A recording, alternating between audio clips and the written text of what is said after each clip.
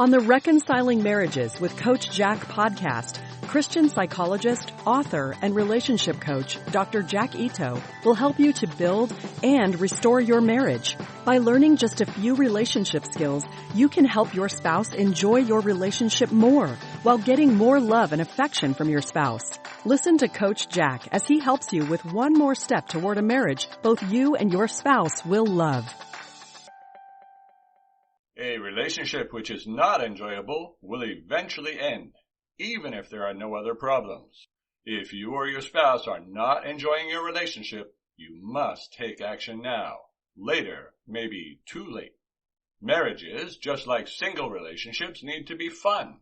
For sure, there are a lot of responsibilities and things we do in marriage that are not fun, but without any fun, our marriages are just jobs. There are a lot of people who have business partner-style marriages that started out as more fun and romantic. If you ask them what the best time in their marriage was, they will often say it was at the beginning while they still did fun things together. Almost every person I work with to reconcile can trace back the beginning of their problems to when they and their spouse decreased or stopped doing fun things together. They have reasons for doing that, of course, such as job or child demands. They prioritized these things over their fun activities and started the countdown to distance, affairs, and divorce. Fun must not be seen as an optional marriage element if you want your marriage to survive. Fun is necessary for maintaining marriages. Even if you are a very disciplined person who can maintain your marriage because it is the right thing to do, whether you enjoy it or not, your spouse may not be. Your spouse may just be waiting for the kids to be grown some more before leaving you, or to become more financially independent. Two things that often trigger the end of marriage are a spouse gaining financial independence and the kids getting older. These things are not bad. It's just that they often allow people to escape a marriage they no longer enjoy in search of a life they will enjoy more. Many people only see two options when they are in a marriage they don't enjoy. They can either stay in a marriage they don't like or divorce. Distance without conflict is indicative of the first choice, staying in a marriage they don't like. Conflict about trivial matters is indicative of the second, divorce. Are either of these things happening in your marriage? A third option is to put the fun back into your marriage. The best protection against your marriage ending is being a great partner who your spouse would not want to lose. A big part of that is providing for the psychological well-being of your spouse. Being a good helper or provider is important, but will not provide all that is needed to maintain your spouse's psychological health. Kids need more than food and shelter to be healthy, and so do spouses. Even if you go out to eat every week, that doesn't mean you are meeting your spouse's need for enjoyment. You need to think of fun as more than getting out of the house. Fun needs to have an element of adventure. Adventure is not an optional extra. Either we add it back in or we risk losing our marriage. Adventure can be thought of as enjoyable variety, often with an element of challenge. Many people lose sight of why they got married in the first place. The purpose of marriage is not to see how many years you can hang in there in a life of unenjoyable routine. The purpose of marriage is not to end the enjoyable girlfriend-boyfriend relationship we have before marriage. Rather, it is to extend it for a lifetime. The most important thing about marriage is enjoying one's partner. Unless we can do that, the children won't have good role models, our house won't seem like a home, and we will end up wondering why we are working so hard year after year. Enjoying your relationship with God and your spouse will make everything else you do more meaningful. If you don't enjoy your relationship with God, going to church becomes a burden, and you will just look forward to getting out of the worship service so you can enjoy the rest of your day.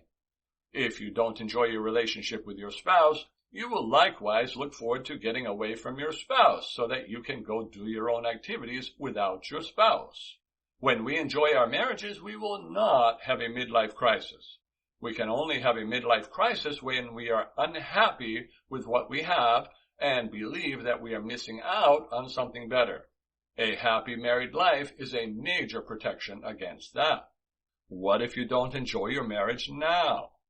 If you don't enjoy your marriage right now, start slowly to help your spouse to enjoy you. That may seem backwards, but it won't work well to try to get your spouse to be more enjoyable first. That will create resistance, as your spouse is likely to feel it is another job he or she has to do. If you think initiating an activity with your spouse will be resisted, then don't initiate it.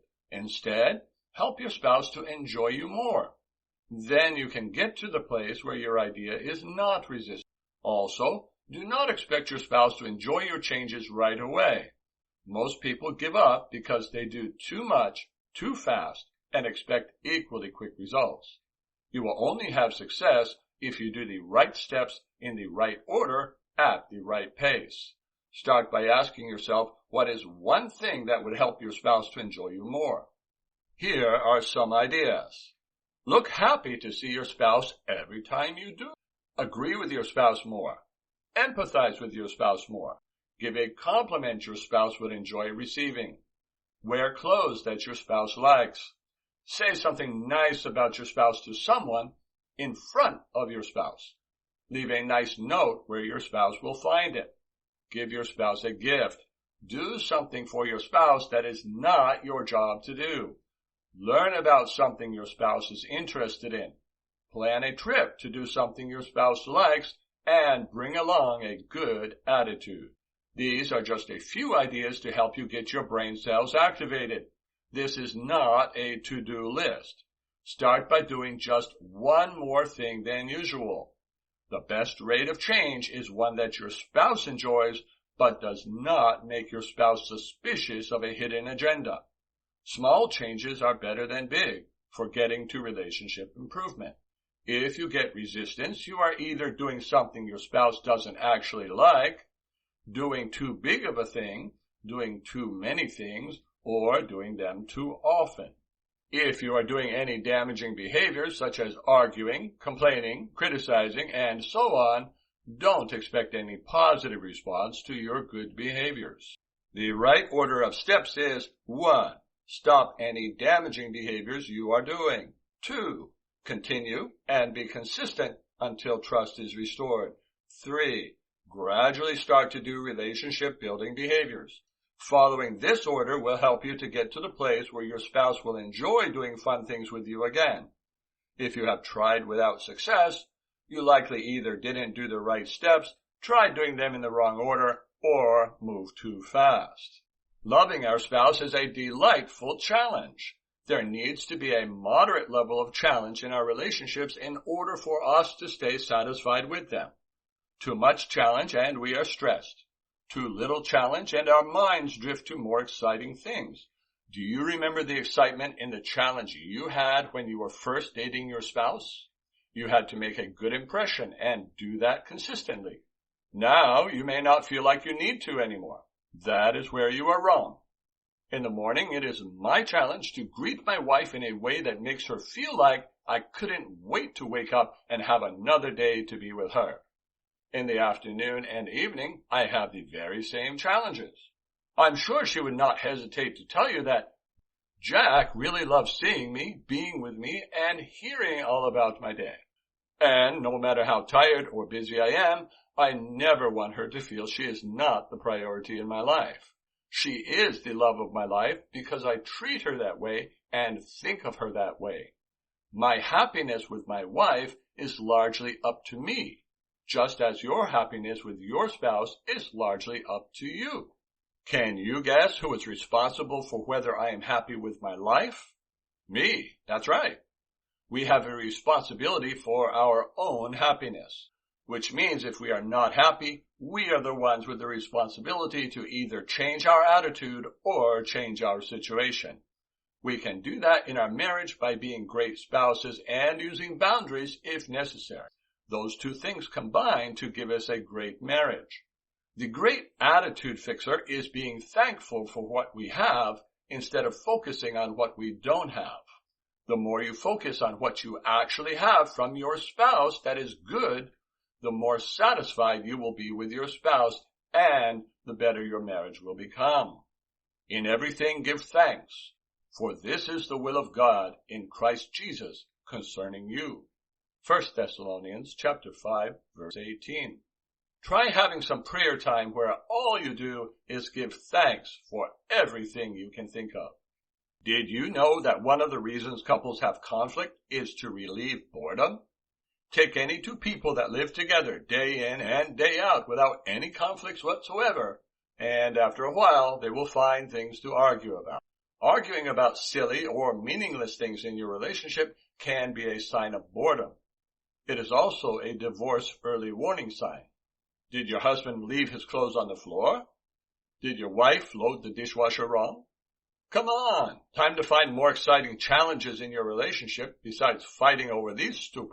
The right questions stimulate ideas.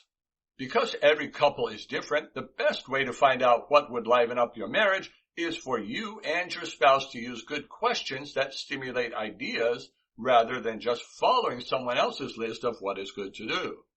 Here are some questions that you and your spouse can talk about to create ideas that will help your marriage to be more fun. Number 1, what were the most fun things you did in your relationship? Number 2, if you won the lottery, what would you do after all your bills and financial needs had been taken care of? Number 3, other than your family, what do you care about most in this world? How would you like to get involved with that? Number 4, what did you most enjoy doing as a teenager? Are there any of those things you would like to do now? Number 5, if you could be a character in any movie, what character would you like to be? What would you need to do to be more like that character in your real life? Number 6, if somebody declared that you and your partner could have a day where you didn't need to follow any rules, laws, or regulations whatsoever, what would you like to do? Number 7, if you could live in any period of history, where and when would you like to live? What interests you about that time and place?